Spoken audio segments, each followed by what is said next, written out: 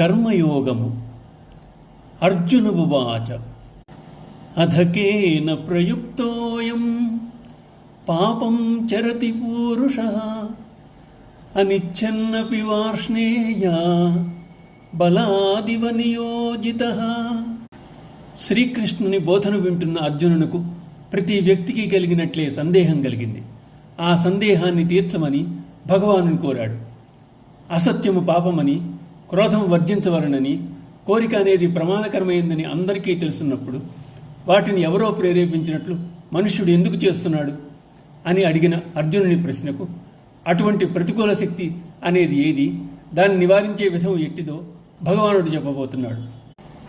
పాపము చేయనివాడు ఉత్తముడు, ప్రేరణచే పాపము చేయువాడు మధ్యముడు, కావాలని పాపానికి ఒడిగట్టేవాడు అధముడు.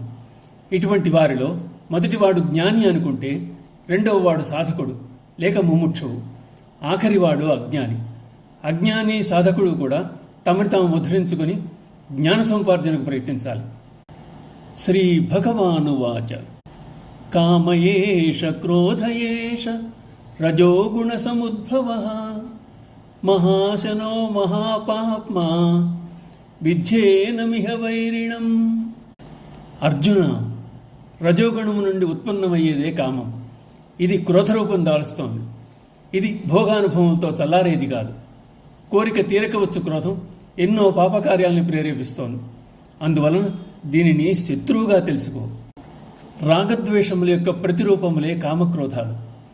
కామము నుండి క్రోధం పుట్టింది కనుక కామం బలమైంది.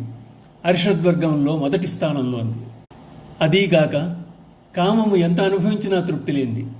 హోమములో సమిధలు ఆజ్ఞము వేసిన అగ్ని వృద్ధి చెందినట్లు తీరిన కొలది ఈ కోరిక వృద్ధి చెందుతూనే ఉంటుంది, కానీ సమసిపోదు.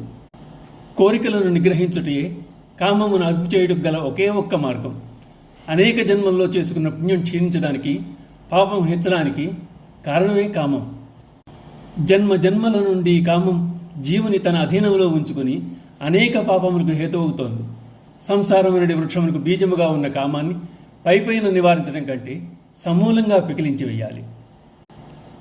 ఓం నమో భగవతే వాసుదేవాయ.